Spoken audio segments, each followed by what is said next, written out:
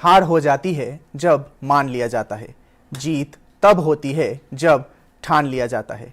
शकील आजमी जी के इन दो पंक्तियों के साथ मैं और इत्रो मुखर्जी आप सभी का स्वागत करता हूं डीडी अरुण प्रभा के इस खास कार्यक्रम व्हाट्सएप अरुणाचल में। पिछले 5 एपिसोड्स में हमने आपसे जुड़े मुद्दे उठाए, उन पे चर्चा की, एक रास्ता दिखाने की कोशिश की। आज कुछ नया, आज बात उम्मीद पे, बात स्पोर्ट्स पे।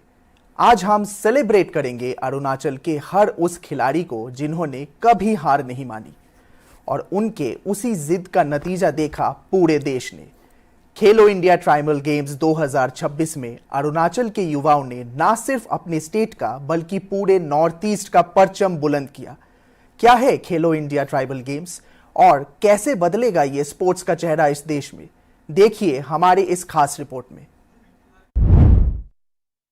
हर दिल में जज्बा, हर आंख में आग, हर कदम कहे रचे हम इतिहास। खेलो इंडिया, खेलो इंडिया, खेलो इंडिया, खेलो इंडिया। ये जोश और ये जज्बा, मैदानों में गूंजती ये आवाज गवाह थी एक नई शुरुआत की। 25 मार्च 2026 से 3 अप्रैल तक छत्तीसगढ़ में भारत के खेल जगत का एक नया इतिहास रचा गया। Ministry of youth affairs and sports के खेलो इंडिया स्कीम में जुड़ा एक नया चैप्टर, खेलो इंडिया ट्राइबल गेम्स। इसका विजन साफ है, ट्राइबल कम्युनिटीज के हुनर को पहचान कर उन्हें नेशनल प्लेटफॉर्म देना और उनकी विरासत को मेन स्ट्रीम स्पोर्ट्स से जोड़ना। इस मेगा इवेंट में कुल 7 स्पोर्ट्स शामिल थे। आर्चरी और एथलेटिक्स से लेकर football, hockey, swimming, weight lifting और रेसलिंग तक हर खेल में ट्राइबल एथलीट्स अपना पूरा दम दिखाते नजर आए। इसमें देश भर के 28 स्टेट्स और 8 यूनियन टेरिटरीज से हजारों खिलाड़ी, कोचेस और ऑफिशियल्स ने हिस्सा लिया, जो इसे एक कल्चरल महाकुंभ का चेहरा दिया। जी हाँ, खेल और कल्चर का महाकुंभ। इसी पे विस्तार से बात करने के लिए आज हमारे साथ मौजूद है 2 special guests, assistant director sports and youth affairs of Arunachal Pradesh and the nodal officer Karbia Dodum ji and gold medal winning weight lifter Ruba Tadu ji. आप दोनों का बहुत बहुत स्वागत है। मैं शुरुआत करना चाहूंगा दोदुम जी आपसे जी। खेलो इंडिया ट्राइबल गेम्स और खेलो इंडिया गेम्स, इन दोनों में क्या अंतर है और क्या विजन था सरकार का कि खेलो इंडिया ट्राइबल गेम्स शुरू किया गया? देखिए औरतों जी, सबसे पहले तो मैं भारत सरकार को जो कि इस बार खेलो India tribal games for the first time इसको इंट्रोड्यूस किया है, उसके लिए मैं धन्यवाद देना चाहता हूँ। इसलिए देना चाहता हूँ कि the concept is very clear. Bharat सरकार ये चाहता है कि हमारे ट्राइबल कम्युनिटी भी देश वर्ष में हमारे स्पोर्ट्स क्षेत्र में आगे बढ़े। तो सो फार आपका your question is concern, Khelo India tribal games is कोई अलग नहीं है। जैसे कि खेलो इंडिया एक नेशनल फ्लैगशिप प्रोग्राम है जिसमें अलग अलग कंपटीशन एंड टैलेंट आइडेंटिफिकेशन में अलग अलग आपका पैरामीटर्स है।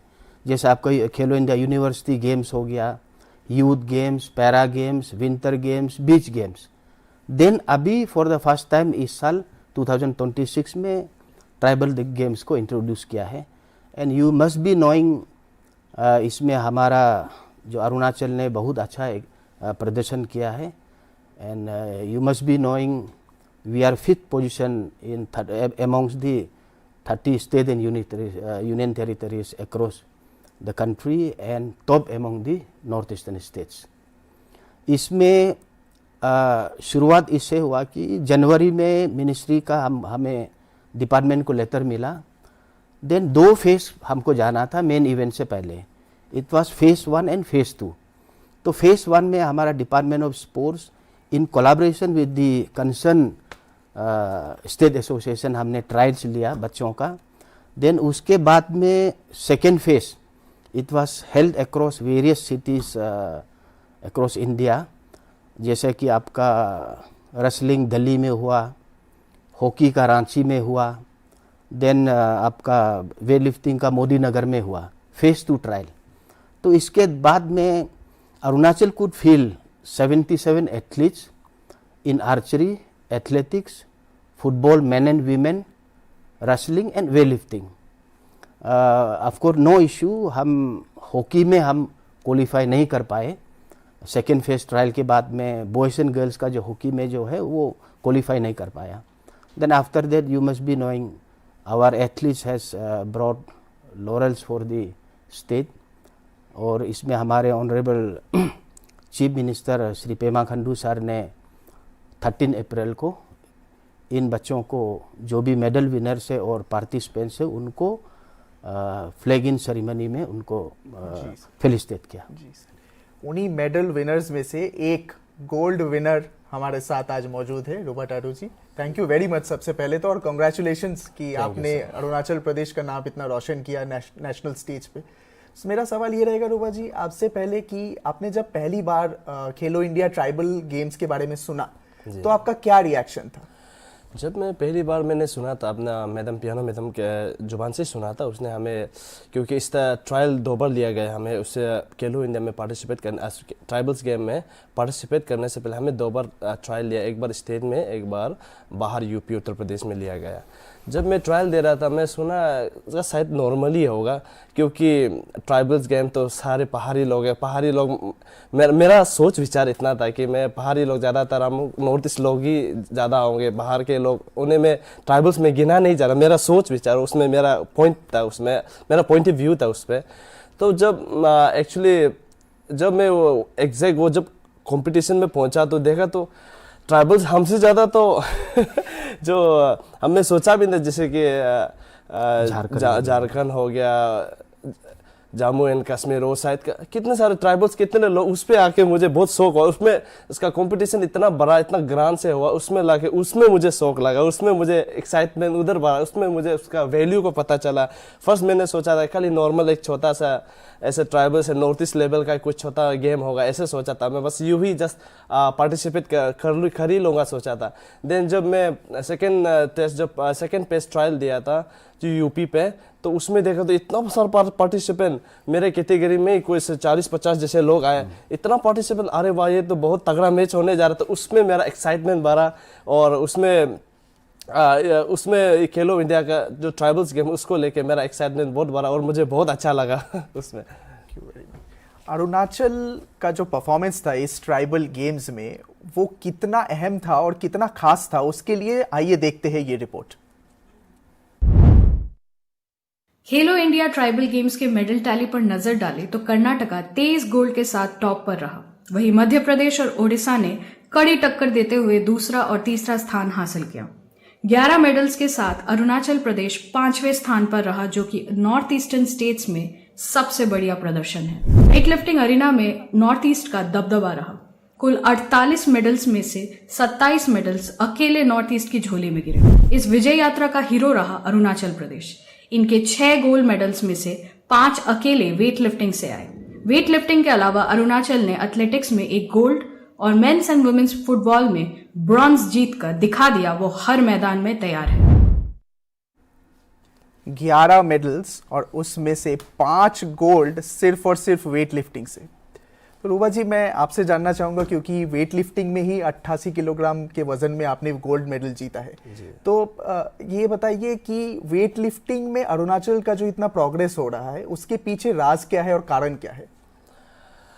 हाँ, राज तो बड़ा सिंपल है। हम पहाड़ी लोग जेनेटिकली बहुत स्ट्रॉन्ग रहते हैं, क्योंकि एटमॉस्फेयर ही ऐसा है, पहाड़ी ऐसा है। तो हमें जब हमारा पुरखों से ही हम हंटिंग का और पहाड़ में रहने का, और हमारा इधर का डाइट वगैरह ना जो काफ़ी ऑर्गेनिक रहता है, तो हम ये सब खा पी के हम जेनेटिकली हमारा इधर का पहाड़ में रहने के कारण तो हमारा फिजिकली और मेंटालिटी बहुत स्ट्रॉन्ग रहता है। उसके कारण हमें काफ़ी बेनिफिट मिला गया, और हमारा कट भी थोड़ा छोटे रहते हैं ना, तो पहाड़ में रहने का कारण। तो इसी तरह जो स्ट्रेंथ गेम है वेट लिफ्टिंग में काफ़ी हमें बेनिफिट मिला जाता है इसमें। लेकिन आपके स्ट्रगल के बारे में भी रूबा जी थोड़ा सा हमारे दर्शकों को बताइए, क्योंकि आप एक ऐसे गांव से आते हैं जो अभी भी गूगल मैप्स में आप ढूंढे तो मिलता नहीं है रास्ता दिखाने का। तो वहां से लेकर ना सिर्फ अरुणाचल को रिप्रेजेंट करना बल्कि आगे जाके इंडिया को रिप्रेजेंट करने का भी चांसेस आपके पास है।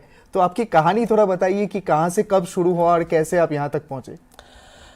मैं कुरुंग में, मेरा डिस्ट्रिक्ट कुरुंग में से बिलोंग करता हूँ, मेरा सुंदर डिस्ट्रिक्ट। एंड मैं स्पेशली मेरा स्पेसिफिक मेरा विलेज का नाम रूबा है। अभी तक गूगल मैप में तो आता है लेकिन उसमें सड़क का रास्ता नहीं दिखाता है। अभी तक बिजली आया नहीं उसमें, रोड अभी जस्ट पहुँच रहा है बस, लेकिन भी 1.5 घंटा मुझे पैदल चलना पड़ता है उधर हमारा बस्ती। इतना मतलब रूरल एरिया से हम लोग उधर से आया है। अभी मैं वेट लिफ्टिंग मैंने 2013 से स्टार्ट किया। मेरा एक भैया है, इसको मेरा भाभी का भाई है, वो यूकर से भी, उसके द्वारा मुझे वेट लिफ्टिंग मुझे करने दिया। वेट लिफ्टिंग 2013 मैंने साई में, जो साई नाहरलगुन में जो sport authority of India Sai, उधर में मैंने 1 साल किया। इसके बाद मैंने आर्मी स्पोर्ट इंस्टीट्यूट, उसमें मैंने क्वालिफाई किया। उसमें मैंने 2014 से लेकर 2018 तक उधर रहा। उधर ट्रेनिंग करने का काफ़ी एक्सपीरियंस और काफ़ी परफॉर्मेंस भी बहुत आगे, उसमें रहकर भी मैंने बहुत सारे नेशनल्स खेले और मेडल भी मारे हैं। उसके बाद मैंने फिर उधर से अरुणाचल फिर शिफ्ट हुआ है। अरुणाचल का sport centre of excellency Itanagar Chimpu पे ही है, उस पर मैंने 2-1.5 साल मैंने रहा। इसके बाद मेरा परफॉर्मेंस में का थोड़ा प्रॉब्लम आया जब अपना स्टेट में आने के बाद, तो मैं उधर से निकलने के बाद कोचेस ज्वाइन किया मैंने। PCA पास्ट चैम्पियन एथलीट उसमें ज्वाइन किया। उसमें ज्वाइन करने के बाद जर्नी तो काफ़ी तकलीफ तो है। स्पोर्ट पर्सन बहुत डिसिप्लिन रहना पड़ता है और अपने आप को हर समय डिसिप्लिन में रहना पड़ता है और अपने आप को खुद से मोटिवेट करना पड़ता है।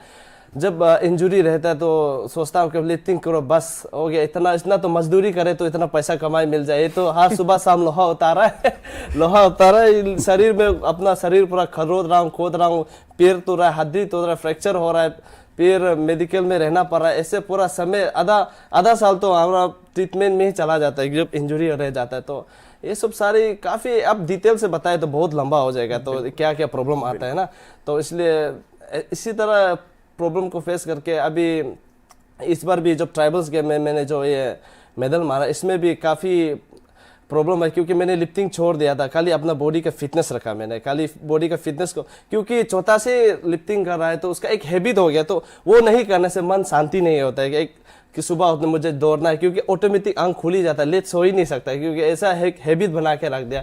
जो आर्मी में भी रहा हूँ तो आर्मी का पूरा कैरेक्टर हमारे ऊपर तो डाल दिया 5 साल। इसलिए इसके बाद सुबह उठना है, उसके बाद और खुद से, जैसे कि अभी तो मैं अकेला खुद से रहता हूँ, रेंट में रहता हूँ, तो सुबह बच्चों को ट्रेनिंग देता हूँ। ट्रेनिंग देने के बाद ही मुझे समय मिलता है अपने आप में वर्कआउट करने के लिए, अपना समय निकालने के लिए, अपना आपको ट्रेनिंग देने के लिए। तो समय में काफ़ी दिक्कत आया और इंजरी भी काफ़ी आए, लेकिन वो डिटेल से स्पेसिफिक बता नहीं पाएंगे। तो बहुत सारा इंजरी भी आया और उसका समय का भी गति आया। इसके बाद बताने के लिए तो बहुत इजी है, मतलब ऐसे कहने के लिए तो बहुत इजी है कि मैंने ऐसे फेस किया है, लेकिन जब फेस कर रहे थे उसमें तो काफ़ी सारे प्रॉब्लम आया। इसके बाद ये ट्रेनिंग करने के बाद ही इसी तरह मेरा प्रॉब्लम जो नोडू जी, मैं आपके पास इसको लेकर ही आऊँगा। स्ट्रगल जो है ये अरुणाचल के हर जो रहते हैं अरुणाचल में, उनका एक लाइफ का मेन पार्ट रहा है। उसके साथ स्पोर्ट्स जो कि एक फिजिकली डिमांडिंग, मेंटली चैलेंजिंग और इंफ्रास्ट्रक्चरली रिच एक ऐसा मीडियम है जिसमें ये तीनों चीज़ एक साथ तालमेल बिठा के चलना होता है, तभी जाके एक स्पोर्ट्स पर्सन या एक एथलीट बनता है। तो आप एडमिनिस्ट्रेशन में काफ़ी साल से है, तो ये रूबा जैसे एथलीट अरुणाचल में और आए, इसको लेके एडमिनिस्ट्रेटिव स्टेप्स सरकार क्या ले रही है? देखिए मुखर्जी, इसमें सबसे पहले तो मैं ये बताना चाहूँगा, the state earns 2 sports academies. One is Sangeladan Sports Academy and the other one is Sports Academy at Miao। Eastern and western part में 2 बनाया है हमारे सरकार ने। सो गवर्नमेंट जो है इनका इनटेक जो है क्लास 6 से लेते हैं। आफ्टर पासिंग क्लास 5 तो 6 में उन बच्चों का इंटरव्यू लिया जाता है बैटरी टेस्ट वगैरह से। Then further after assessment coaches जो है उनको अलग अलग डिसिप्लिन में उनको इंडक्ट करते हैं। So what I exactly mean to say is that कि द गेटवे आपका अभी तक हमारा संगेलादन स्पोर्ट्स अकेडमी है और मियाओ है, और जितने भी मेडल विनर्स हैं, चाहे वे लिफ्टिंग में हो, वुशु में हो और in any other event, all are product of Sangeladan sports academy. ये मैं गर्व के साथ मैं कह सकता हूँ।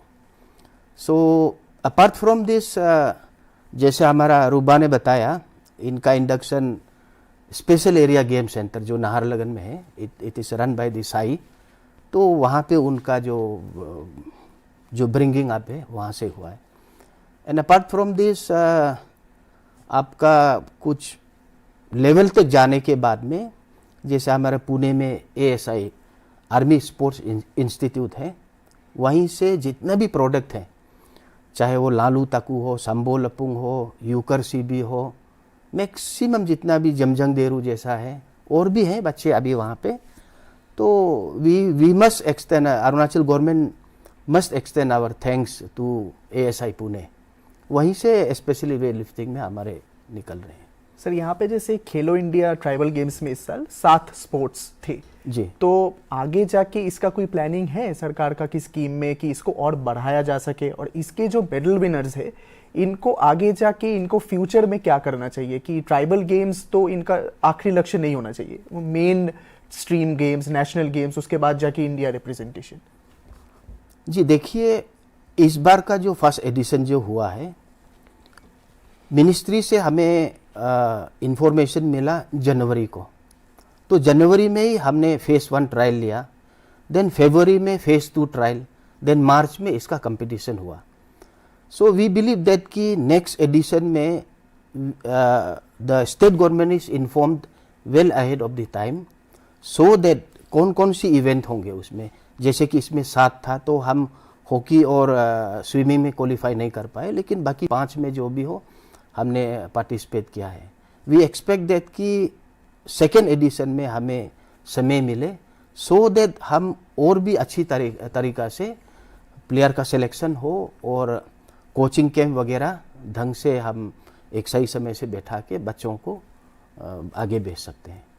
रूबा, मैं आपके पास आऊँगा। वेट लिफ्टिंग एक बहुत फिजिकल स्पोर्ट है जहाँ पे ताकत, डाइट, इन सब का बहुत ज़्यादा रोल होता है, लेकिन इसके साथ साथ जो चीज़ बहुत लोग नहीं जानते कि आपको मेंटली भी बहुत टफ होना पड़ता है। जी। आप जिस स्ट्रगल से गुजरे हो, जितना इंफ्रास्ट्रक्चर कम था, उसके बाद बहुत सारी कठिनाइयों का सामना करके आप आए हो, तो मेंटली आप शुरुआत से इतने स्ट्रांग थे।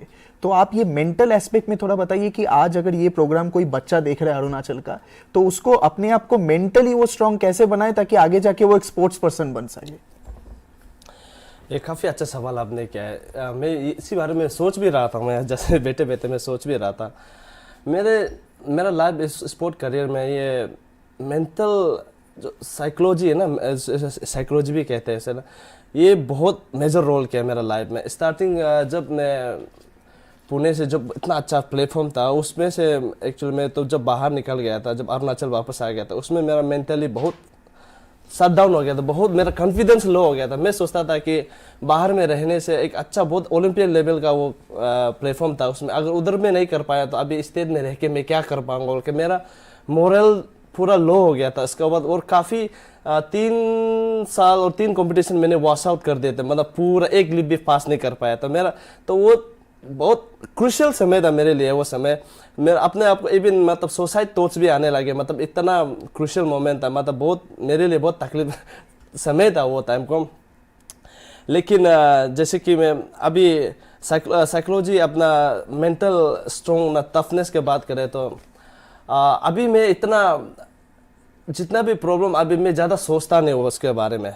जैसे अभी जो प्रॉब्लम आ रहा है वो प्रॉब्लम जो भी रिजल्ट कैसा भी हो, मेरा मेंटालिटी ऐसे हारो, मुझे अभी हारना मेंटालिटी में अपने रखता ही नहीं हूँ। मेरा पॉजिटिव है कि मैं अपने कंपटीशन खेलने से पहले अपने आप को मैं विजुअलाइज करता हूँ, और सुबह उठने से पहले मिरर में अपने आप को देखता हूँ और अपने आप को सेल्फ टॉक करता हूँ, रूबा तादू आप गोल्ड मेडलिस्ट है, ये मेडल आपका है, आपके लिए ही बना है। मैं अपने आप को कुछ भी मैं करने जा रहा हूँ, मैं अपना आप को सेल्फ टॉक करता हूँ और अपना आप को मैं बातें करता हूँ, और मैं शांति से रह के विजुअलाइज करता हूँ कि जैसे कि अब रिसेंटली ये जो कंपटीशन होने जा रहा है उसमें मेरा थोड़ा साइकोलॉजी के बारे में बताना चाहता हूँ। जब हम सेकेंड टेस्ट ट्रायल हो रहा है, सेकेंड पेस ट्रायल जो यूपी में लिया गया था, उस पर एक आंध्र प्रदेश के थे, उसमें मुझे काट दिया था। वो फर्स्ट पोजीशन पे सेकेंड पेस ट्रायल पे उसने मुझे काट दिया था। मैं 10-12 kg 15 kg से मुझे काट दिया था। वो फर्स्ट था उस ट्रायल के समय में। तो उस टाइम को मैंने टारगेट ले लिया कि नहीं कुछ भी हो जाए इससे तो मैं जीतूंगा। और मैं जरूर जीतूंगा और मैं ही विनर हूँगा। अभी फिलहाल मैं सेकंड क्यों ना हूँ, लेकिन जो मेन जो ट्राइबल्स गेम आएगा इसमें मैं ही मेडल विनर। तब से मैंने अपने आप में ट्रेनिंग भी काफ़ी किया, लेकिन उससे ज़्यादा मैंने इधर प्रिपेयर किया। हम काफ़ी हमारा प्रॉब्लम होता है, हमारा आजकल का यूथ में ज़्यादा प्रॉब्लम होता है, ज़्यादा एंजाइटी होता है, ज़्यादा सोच सोच के ओवर एक्साइटेड और ज़्यादा कल क्या होने जा रहा है, ये कैसे कैसे होगा, उसका बारे में ज़्यादा सोच सोच के अपना ताकत तो है लेकिन इधर से काली हो जाए, इधर से खत्म हो जाता है इधर। इसलिए हमारा शरीर कितना भी है, ये मेरा अभी जितना भी मेरा पर्सपेक्टिव स्पोर्ट करियर है, शरीर जितना भी आप ट्रेनिंग करो उससे डबल प्रिपेयर आपका इधर होना है। ये आपका साइकोलॉजी, आपका मेंटल टफनेस जो बहुत बहुत काम करता है। इस बार भी अपने आप जो कंपटीशन में, इस बार भी मुझे उसने जब कंपटीशन, जो मेन कंपटीशन चल रहा था, आंध्र प्रदेश ने मुझे स्नैच में 5 केजी से लीड दे दिया। मैं 117 केजी स्नैच किया था, उसने 122 केजी मुझसे 5 केजी लीड कर दिया। तो हर कोई सोचा कि गोल तो वही है, हर मत इवन एंकर तक भी सोचा था। मुझे बाद में एंकर ने बताया था कि मैं सोचा नहीं था, मेडल आंध्र प्रदेश वाला को मिल गया था। ऐसा उसका सोच विचार जो ऐसा था। तो कोई किसी को भी एक्सपेक्ट नहीं था कि मैं मेडल, गोल्ड मेडल मारूंगा, लेकिन मुझे अपने आप पे विश्वास था। मैं अंदर ही इवन खुद भी कन्फेस कर दिया उसके सामने, मेडल मेरा है। मैंने कन्फेस कर दिया उसके सामने, मेडल, गोल्ड मेडल मेरा ही है। तो एक कॉन्फिडेंस अंदर, और मैंने इतना विजुअलाइज किया कि मैं ये मेडल पकड़ूंगा, ये ट्रैक सूट पहनूंगा और इसी गोल्ड मेडल का साथ में बीच में ऐसे करके खड़ा करूंगा। वो पोस्ट को मैंने विजुअलाइज कर, कल शाम से मैंने विजुअलाइज करके, मतलब जब सेकेंड पेस ट्रायल के बाद मैंने ये चीज को विजुअलाइज करके, जब ट्रैक सूट मिला उस ट्रैक सूट को भी विजुअलाइज करके, ट्रैक सूट पहन के ही मैं स्टेज में फर्स्ट में खड़ा करूंगा। ऐसे करके जो मेरा सेकेंड अटेम्प्ट में ही मेरा वो फेल हो गया था। जब क्लिंजर का समय में मैंने उससे बीट कर दिया। वो 148 समथिंग केजी उसने उठाया, तो मैंने 157 केजी काट के उसमें मैंने बीट कर दिया। उसमें मेरा एक शरीर, एक्चुअली मेरा पूरा एग्जॉस्ट हो गया, पूरा शरीर पूरा थक गया था, लेकिन मेरा साइकोलॉजी कर रहा है, नहीं मुझे करना है, ये मैं करूंगा, मैं जैसे भी करूंगा। ये सुबह शाम मैंने किया है और इससे मैंने ज्यादा कर सकता हूँ, ये मेरा कैपेसिटी, उससे ज्यादा। अपने आप पे इतना कन्फेस किया, वो कन्फेस करने इतना ताकत बहुत आती है जब अपने आप को कन्फेस और अपने आप पे जब ध्यान देता है आपका। मैं स्टेज में चढ़ता हूँ तो मेरा ध्यान इधर कुछ भी इधर उधर नहीं होता, मेरा सोच विचार उतारना है, करना है, बस फोकस उसमें रहता है। तो ऐसे करके जब मैं वेट बहुत अंदर से तो बहुत भारी लगा, लेकिन मेंटल जो बोल रहा है नहीं करना है, करेगा। इधर उधर का सोच विचार कुछ आ रहा है नहीं, बस अपना सोच विचार, बस मुझे करना है, किस तरह से करना है बस उतना सेट रखता हूँ। बेकना इसमें जाना है मसल, उसमें बस ध्यान देके लास्ट अटेम्प्ट को मैंने पास कर दिया। पास करने के बाद में इतना मैं जो पास करने के बाद मैं खुद भी हैरान हुआ, क्योंकि इतना वेट मैंने ट्रेनिंग में उठाया नहीं जितना मैंने स्टेज में उठाया था। ट्रेनिंग में इतना किया नहीं, लेकिन ये सब कैसे हो पाया? क्योंकि मेंटल टफनेस के कारण, मेंटल स्ट्रांग होने के कारण। मेरा कैपेसिटी नहीं था उतना उठाने का, लेकिन स्टेज में मैंने उठा दिया। मुखर्जी, मैं इसमें एक ऐड करूंगा। हमारे बच्चों में मेंटल जो स्ट्रांग जो बात है ना, वो है। एक एग्जांपल बताऊंगा।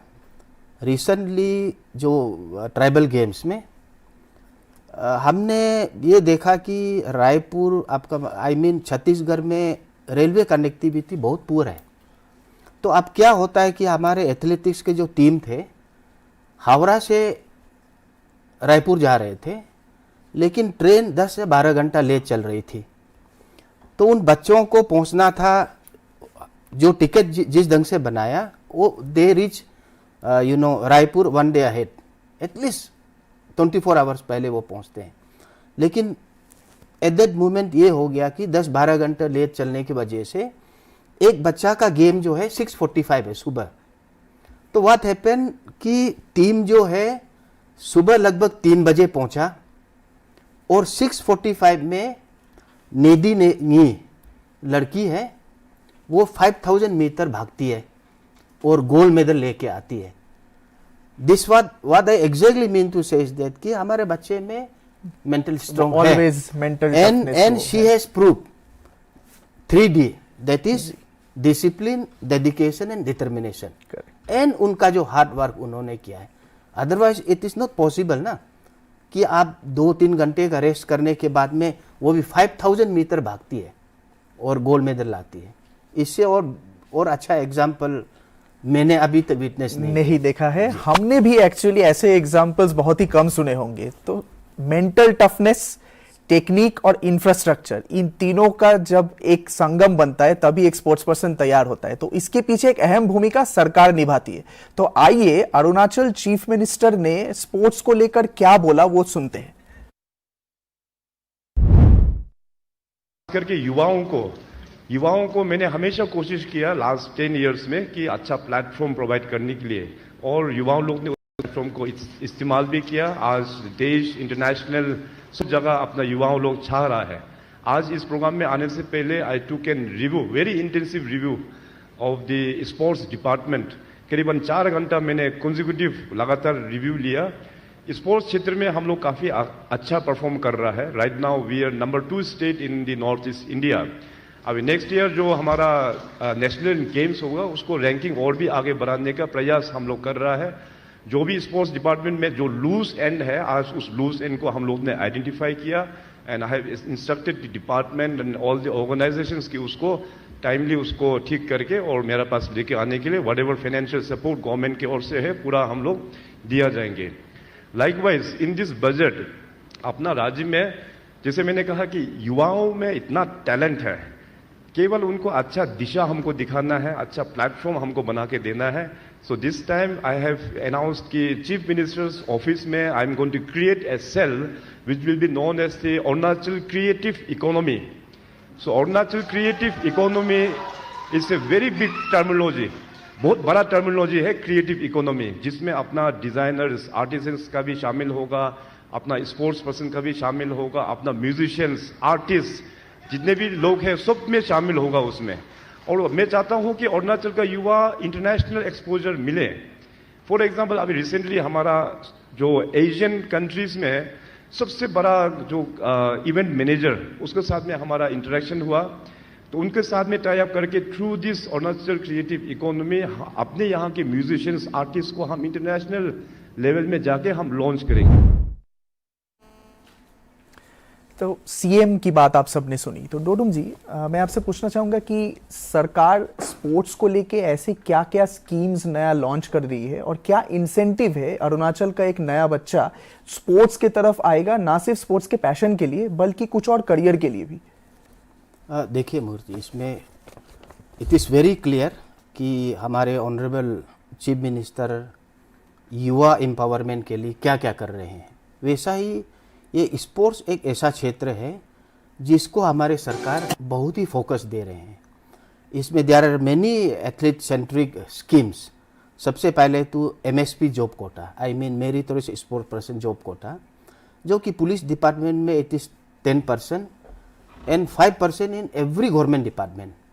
मेरे ख्याल से Arunachal is the lone state across the country जहाँ पे 5 और 10% जॉब रिजर्वेशन का जो कोटा जो है सरकार ने लागू किया है। एंड अपार्ट फ्रॉम दिस हम department cash incentive every year बच्चों को देते हैं for bringing laurels for the state and the country at zonal, national and international level including school games. Then हम डिपार्टमेंट रिइंबर्समेंट देते हैं for participation in national and various international championships. और last time आपका एक scheme launch किया है, chief minister athlete coaching and empowerment scheme, जिसमें बहुत सारे अभी जो एथलीट्स है they are availing the benefits, जिसमें फाइनेंशियल असिस्टेंस मिलते हैं सरकार से and assistance I mean financial assistance to participate at various national and international championships। और हमारे सरकार की तरफ से बाकी जो जितने भी स्टेट का जो कैलेंडर इवेंट्स है, 4-5 कैलेंडर इवेंट्स है, उसे भी सरकार की तरफ से मदद मिल रहे हैं। और जितने भी हमारा जो नेशनल गेम्स है एंड चाहे वो नॉर्थ ईस्ट गेम्स हो, इंक्लूडिंग एवरी स्पोर्टिंग प्लेटफॉर्म, सरकार की तरफ से काफ़ी इसमें योगदान है। सरकार के बिना पॉसिबल है ही नहीं। पॉसिबल। रूबा, जाते जाते मैं आपसे एक संक्षेप में ये जानना चाहूँगा कि अरुणाचल के गांव में अगर कोई बच्चा आज हमारा ये प्रोग्राम देख रहा है तो उसे एक आपके जैसा स्पोर्ट्स पर्सन बनने के लिए क्या करना होगा? बहुत संक्षेप में थोड़ा सा बताइए।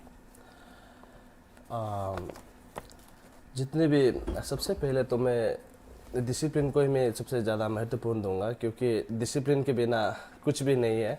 हमारा इधर अरुणाचल में ऐसे कभी कभी कुछ हर कोई नहीं होता, लेकिन मेजोरिटी ऐसे होता है, कुछ स्पोर्ट्स को ऐसा सिर्फ खेल का तौर में देखा जाता है कि करियर का तौर में हमें कुछ अचीव करना है, इससे आगे बढ़ना है, उस तौर पे देखा जाता नहीं है। तो सिर्फ खेल है, और उसका बाद कभी अभी स्पोर्ट्स को लेके अभी पेरेंट्स लोग अवेयरनेस हो रहा है, अभी इंपॉर्टेंस दे रहा है। डेट टाइम में ऐसे सोचता है कि बच्चा लोग खेल कूद रहा है, मतलब पढ़ाई लिखाई नहीं कर रहा है, खाली स्पोर्ट्स ही कर रहा है, तो ये मतलब इसको उसका लाइफ फ्यूचर ऐसे खराब है, ऐसे अपना समय बर्बाद है, लोग का ऐसे सोच विचार ऐसे। लेकिन अभी जब काफ़ी इंटरनेशनल और बड़े बड़े प्लेयर्स निकल रहे थे, अभी वो पेरेंट्स लोग का नज़र में भी आ रहे, तो अभी सपोर्ट कर रहे हैं अभी। और जितने भी युवा जो जैसे जवान लोग, लड़की यूथ्स लोग, जितने भी यूथ्स है ना, सभी को मैं कहना चाहता हूँ, अगर मेरे जैसे क्या, मुझसे भी अगर आगे बढ़ना चाहते, मुझसे ज़्यादा अच्छा करना है, मेरा तो सोच विचार ऐसे है। डिसिप्लिन तो सबसे पहले डिसिप्लिन रहना पड़ेगा, और अपने आप को हमेशा हर एक चीज़ में फोकस डिसिप्लिन, जैसे सर ने कहा था, डिटर्मिनेशन ना, फोकस और डिसिप्लिन, ये बहुत रहना पड़ेगा। और जो चीज़ आप कर रहे हैं तो उसमें जिस स्पोर्ट्स एरिना में घुसा है, तो उसमें अपने पूरा जी जान लगा देना है। ऐसे नहीं सोचना है कि हम बस खेल कूद रहे, टाइम पास करके देखेगा, ऐसे कभी इससे कभी रिजल्ट आएगा नहीं, और आपका आगे बढ़ने का सोच विचार भी कभी आएगा नहीं। कुछ चीज़ में आप स्पोर्ट्स में घुसा है, तो इसमें हमें कुछ बन के दिखाना, कुछ करके दिखाना, उसी मोटिव से आना है। सवाल तो अभी बहुत थे हमारे पास, लेकिन हमारे पास समय अभी उतना नहीं है कि इस डिस्कशन को और आगे बढ़ा जा सके। तो स्पोर्ट्स में आगे बढ़ने के लिए प्रोत्साहन की ज़रूरत है, मेंटल टफनेस की ज़रूरत है, और ज़रूरत है एक बिलीफ सिस्टम की, क्योंकि स्पोर्ट्स ना सिर्फ एक पैशन है बल्कि एक करियर ऑप्शन भी है। उम्मीद है इस डिस्कशन से आप सभी को प्रेरणा और उम्मीद दोनों मिली होगी। मैं मेरे दोनों गेस्ट का दोबारा से बहुत बहुत शुक्रिया अदा करना चाहूँगा कि आप दोनों ने अपना कीमती समय हमें दिया। और जाते जाते आप सबके लिए रिमाइंडर, याद है ना, हर बुधवार शाम के 5:30 बजे कोई पूछे या ना पूछे, डीडी अरुण प्रभा जरूर पूछेगा। व्हाट्सएप अरुणाचल। तब तक के लिए खुश रहिए, खुश रखिए।